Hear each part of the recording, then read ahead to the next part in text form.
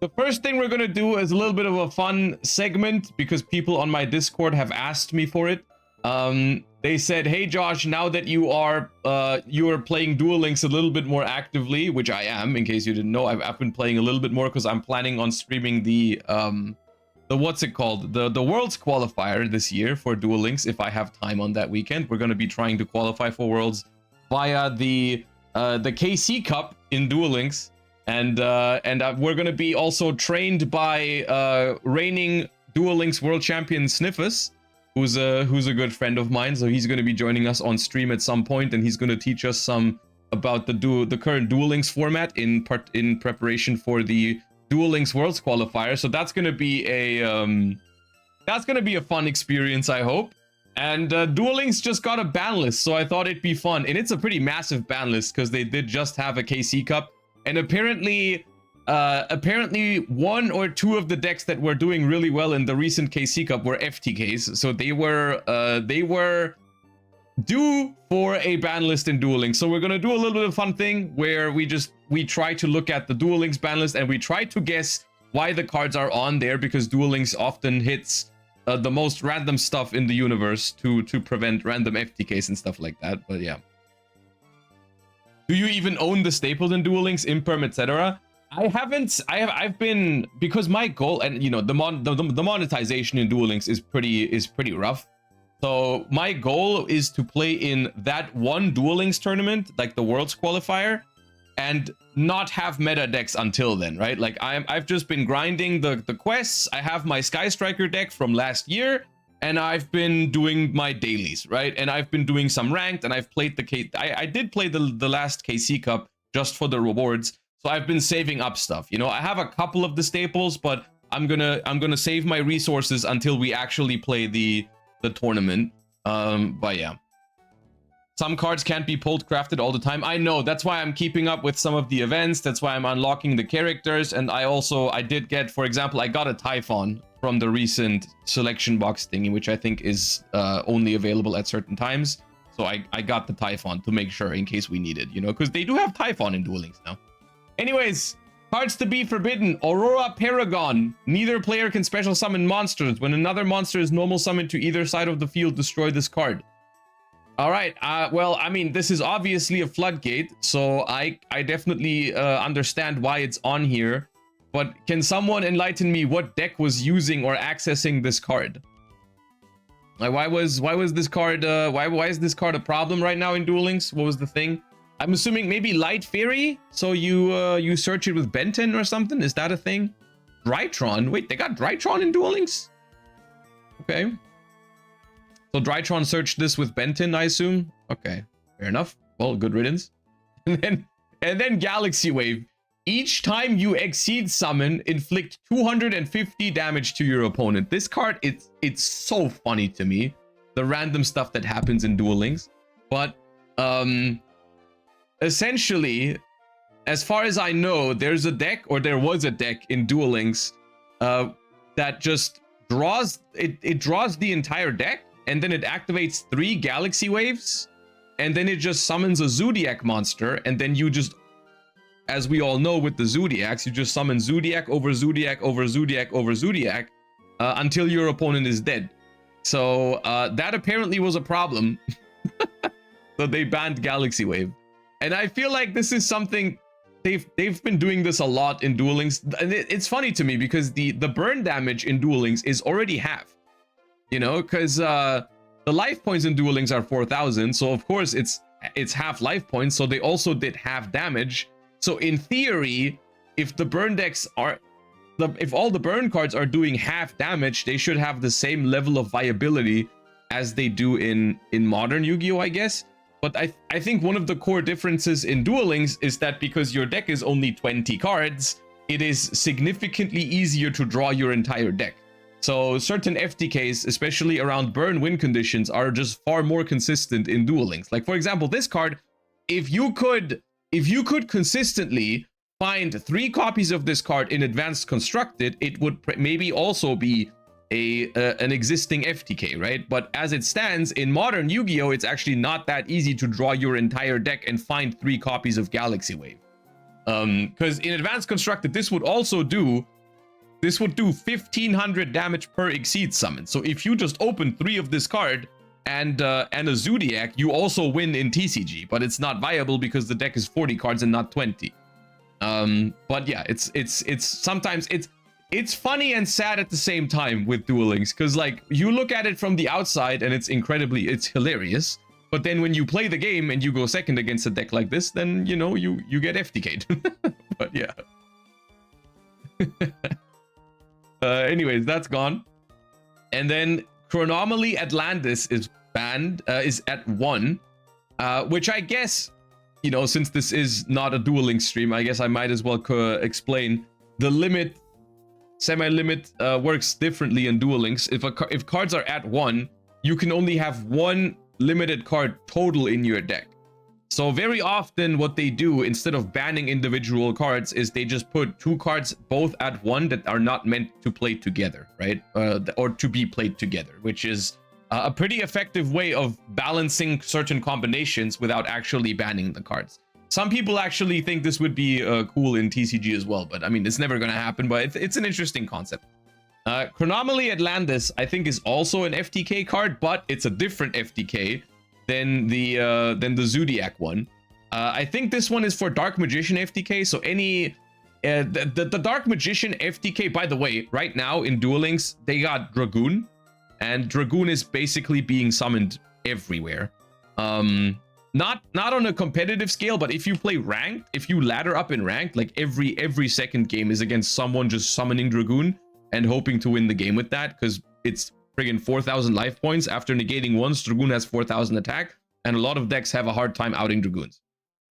Which is a lot like what's happening in TCG right now, because a lot of decks are now splashing Dragoons. It's really funny. Or it could also be considered cringe, but it is what it is. Does this solve the problem of the Dark Magician FTK? Does this eliminate the problem entirely? Is the FTK no longer possible, Duel Links gamers? Because I know it exists, but I don't know exactly what the limitations on it are. Yes? Okay, good. All right. Gallant Granite goes from unlimited to 1. Guys, they do have Nibiru in Duel Links. And I think this is I think the Trap Tricks hit. Because from what I've seen, I watched for the last KC Cup, I spent a lot of time on that weekend watching Sniffus play the KC Cup. And he was playing Trap Tricks, and the combo involved searching Nibiru with Gallant Granite. And they cannot play Gallant Granite anymore because Abyss Dweller is also limited. So you now have to choose between, and Trap Tricks Rafflesia is limited. So you have to choose. You can only play one of them now. So you cannot play Granite plus Dweller or Granite plus Rafflesia. You have to play just one of them, which I guess is a good hit. Also, sometimes they were not searching Nibiru, but also searching Lord of the Heavenly Prison, which is pretty good. Dude, they got a lot of shit in Duel Links now. The best deck in the KC Cup was apparently branded. They got 3 branded fusions in a 20-card deck. That's crazy. And they even have all the other stuff. They got like Aluber and Mirror Jade and everything. And the skill makes the deck more consistent. That's crazy.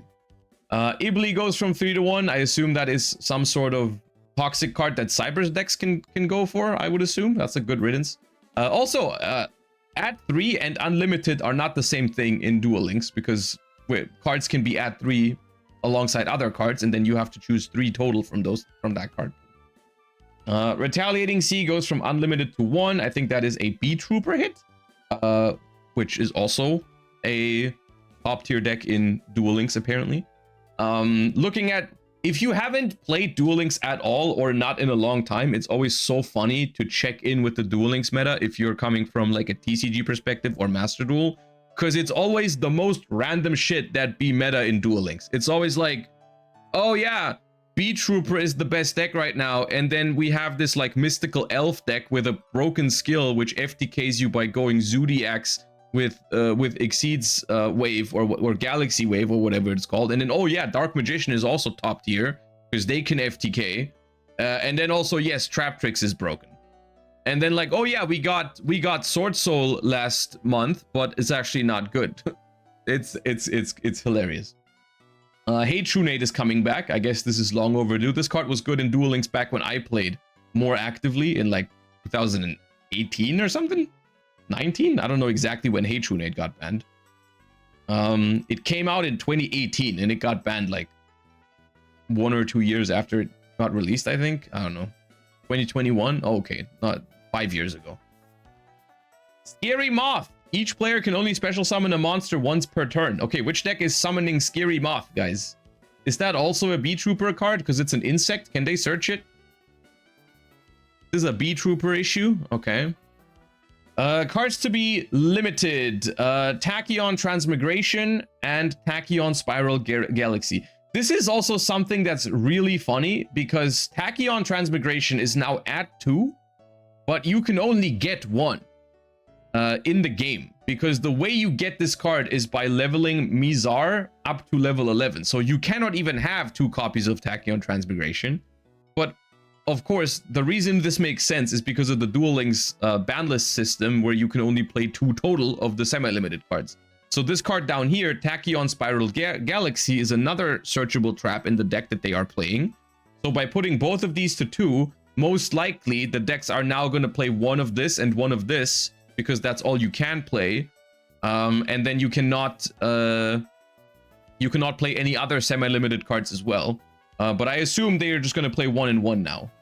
Or if there's another semi-limited card that's important, then I guess they might cut one of them altogether. I'm not sure.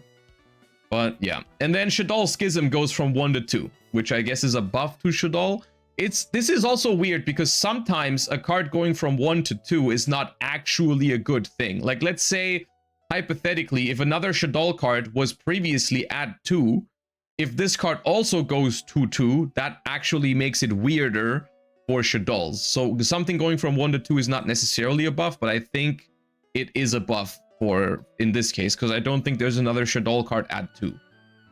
Schism and Reincarnation were both at 1. Oh, okay, then it's a huge buff. That is a huge buff then, right? Because not only do you get to place 2 Schisms now, but you also don't have to choose between Schism and Reincarnation anymore. You can now play both. That's a pretty big deal, right? I would assume it's a big deal. So, yeah, okay. Cards going to limit 3. All right, Masquerade the Blazing Dragon goes from unlimited to 3. This is a similar thing. This card is incredibly strong in Duel Links because they only got 4,000 life points. So playing against this card in Branded is really annoying. It is also always at maximum a 1-of. They only have access to 1 copy of the card in Duel Links because I think you obtain it via like a special bundle. You can only get 1. But they still put it to 3 because I believe Branded has other cards that are at 3. I think it's Branded Fusion, right? I think Branded Fusion is at 3. So you have to now choose if you want to maximize consistency and play 3 Branded Fusion, you cannot play Masquerade, or you have to cut 1 Branded Fusion in order to play Masquerade, which I guess is a fair restriction. Isn't burn halved? Yes, but Masquerade is not burn. That's the thing, right? This is taxes. This is pay 600 life points. This is not half in Duel Links. They should have it probably. They should have probably halved it for Duel Links, this card. But it's just burn damage that is halved in Duel Links. So this card, essentially, you can only use 6 effects total if you cannot out Masquerade, which is really annoying sometimes.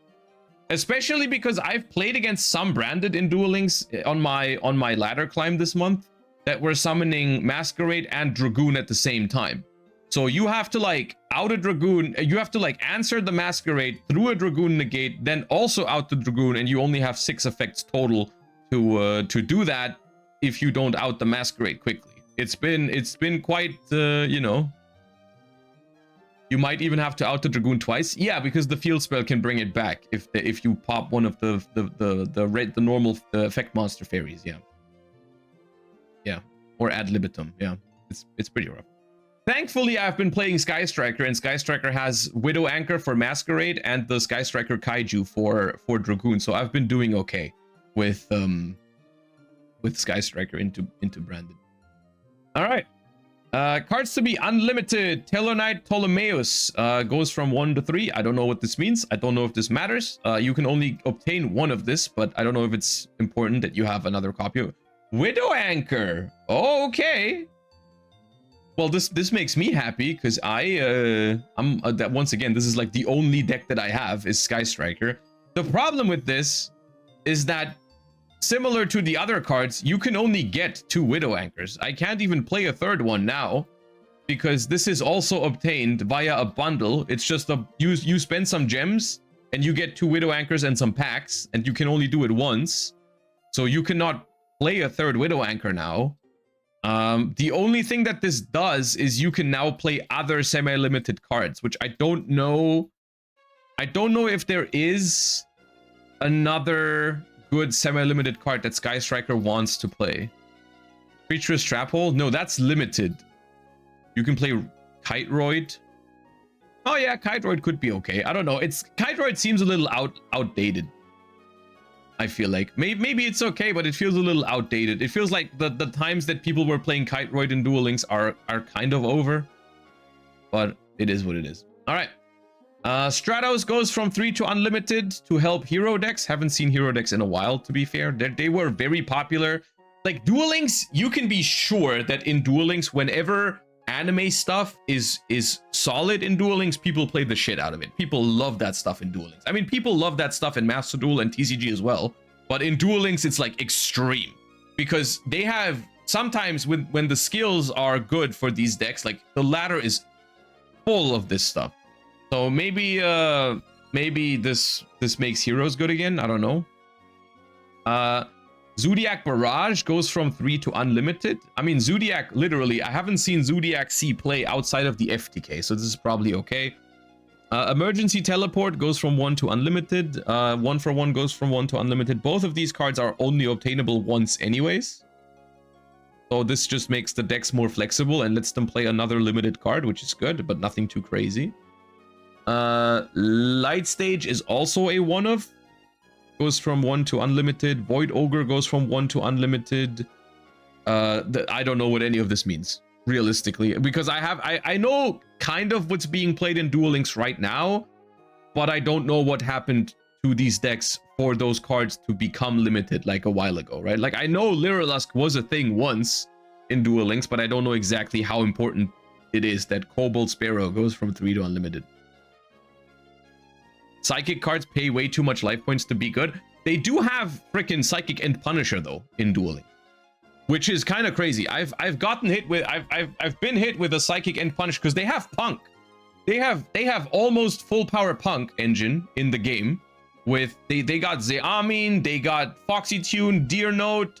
They have the even the new one, even Rising Scale, and Psychic and Punisher. Like that deck is kind of scary. They just pay a bunch of life points and then they end on the Punk traps and they can make Punisher. It's kind of sick. I think if I wasn't playing Sky Striker with the Kaiju, I'd have some problems with it sometimes. Well, yeah.